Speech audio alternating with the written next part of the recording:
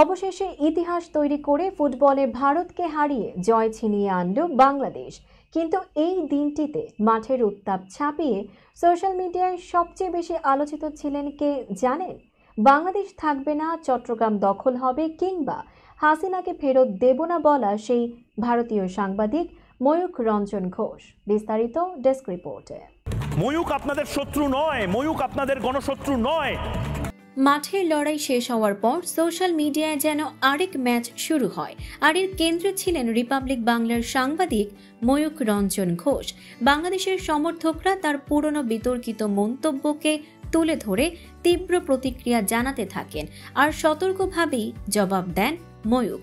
নিজের ফেসবুক পোস্টে তিনি লেখেন, ঘুম থেকে উঠে বাংলাদেশের জনপ্রিয় ৭১ টিভির খেলার পেজে দেখলাম আমাকে নিয়ে পোস্টার হয়েছে, শিরোনাম দেওয়া হয়েছে প্রিয় দাদার মুখে কুলুপ।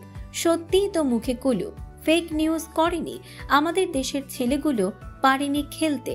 ১০০টা পরাজয় এলেও আমি বা আমরা দেশকে বা টিমকে গাল দেব না, ওদের মনোবল ভেঙে দেব না। আরও দাদার মুখে কুলুপ থাকবেই ভাতিজা, আমরা গণভবনের সম্পত্তি নষ্ট করি না, দেশের প্রধানের অন্তর্বাস ট্রফির মতো নিয়ে রাস্তায় মিছিল করি না। আবার বলছি, দেশ আজ খারাপ খেলেছে, কিন্তু দেশকে গাল দেওয়া আমাদের কালচার না। Well played Bangladesh. যুদ্ধটা খেলার মাঠেই থাক, ময়দানে আমাগো তোমাগো এই রেশারেশিটুকুই থাক। ভারত বিরোধিতা সীমান্তে এনো না, ২০ গোল খাবা। ওখানে কিন্তু প্রিসিশন স্ট্রাইক আর স্ট্রাইকারের নামগুলিও জানো তোমরা।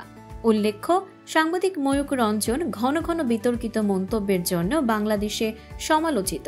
বাংলাদেশ থাকবে না, চট্টগ্রাম দখল হবে, কিংবা ডক্টর ইউনূসকে নিয়ে মন্তব্য, এসবের কারণেই তিনি বারবার আলোচনায় আসেন। তবুও অঙ্গভঙ্গি, চিৎকার চেঁচামেচির কারণে অনেক দর্শকের কাছে তিনি যেন এক ধরনের বিনোদনও বটে।